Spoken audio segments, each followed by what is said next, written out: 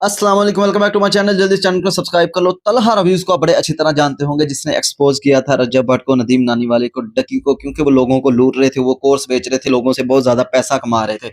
अब तब तो जो है वो तलहा ने बहुत सारे लोगों की जो है वो हमदर्दी वगैरह ली कि भाई तलहा बहुत अच्छा है, ये लोगों को स्कैम से बचा रहा है, ठीक है, तलहा साहब बहुत नेक है। अब बाद में जब उसका एक दोस्त जो है उससे अलग हुआ है, ठीक है, उसने उससे दोस्ती तोड़ी है, तो भाई उसने फिर सारे इसके भी जो है वो सारे पोल खोल के रख दिए। मैंने आपको कहा था कि भाई दोस्त से बड़ा दुश्मन कोई नहीं होता, क्योंकि वो आपका हमराज होता है, उसको आपकी सारी बातों का पता होता है, सारे कारनामों का पता होता है।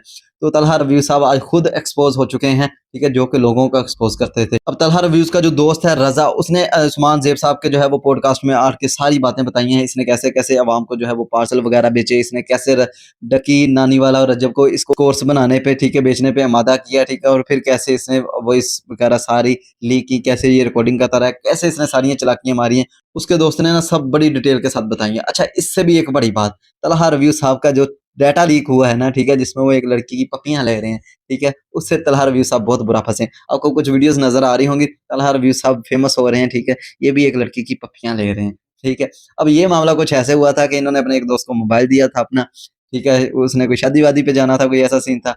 अब उसने इसका निकाल लिया डाटा, उसने पैसे तो जो हड़पने ही हड़पने थे, ठीक है, उसने इसका ये वाला डाटा भी निकाल लिया था।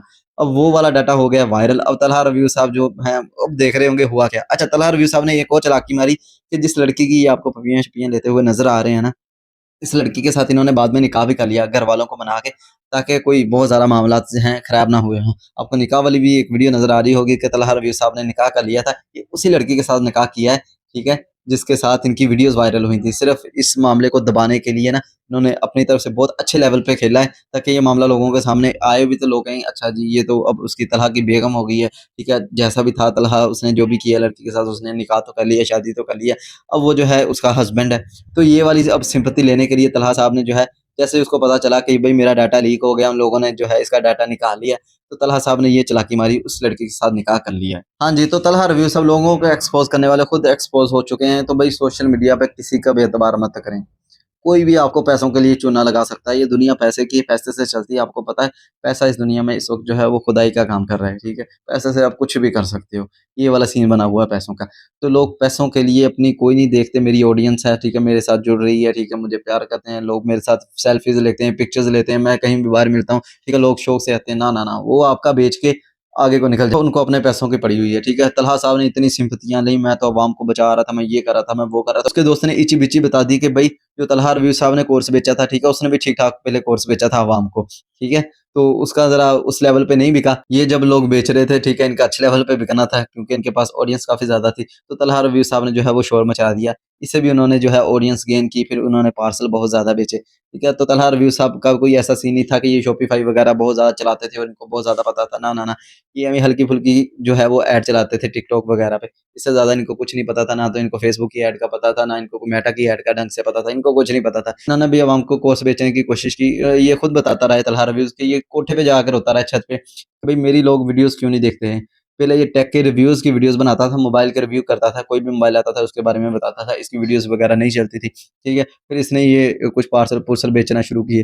फिर इसको जो फ़ेम मिला वो आपको पता ही है किस चीज़ से फ़ेम मिला कि भई मैंने इनका स्कैम एक्सपोज़ कर दिया है। अब तलहा रव्यू साहब ने इस चीज़ से फ़ेम लेके लोगों को बहुत ज़्यादा पार्सल बेचे, बहुत सारी, फिर इन्होंने गाड़ियाँ-शाड़ियाँ, आपने वीडियोज़ देखी होंगी, गाड़ियाँ-शाड़ियाँ बनाई और फिर इनके पास भी ब्रांड आते रहे। इन्होंने आपको वो भी दिखाया कि भई इस ब्रांड की मैं प्रमोशन कर रहा हूँ। रजब भट्ट जो है वो इतने ज़्यादा फॉलोवर, 3 मिलियन फॉलोवर लेने के बावजूद जो है वो 15 लाख रुपए चार्ज कर रहा है। मेरे तो सिर्फ़ जो 2 लाख फॉलोवर्स हैं, मैं 15 लाख चार्ज कर रहा हूँ। सिर्फ़ सब्सक्राइबर्स का फ़र्क है, लेकिन काम वो भी सेम ही कर रहा है, ठीक है। मेरे जितना ही कमा रहा है, मैं भी उतना ही कमा रहा हूँ। बात ये होती है, कंटेंट की बात होती है, ठीक है। आपका कंटेंट जो है वो वर्थ रखना चाहिए। तो ऐसे ही इसने काफ़ी ज़्यादा बीन वगैरह सुनाई। इसने फिर यूट्यूब से भी अच्छे खासे कमाना शुरू कर दिए। फिर बीच में एक बार इसने ये भी स्कीम चलाई, 5 लाख सब्सक्राइबर करवा देते हो यूट्यूब पे तो मेरा निकाह हो जाएगा, प्लीज़ मुझे निकाह करना है, मेरे सब्सक्राइबर्स पूरे करवा दो। तो इसने भी बहुत ट्यून-श्यून बेचने की कोशिश की। बहरहाल बंदा चालाक था, ठीक है, लोमड़ी का दिमाग रखता था।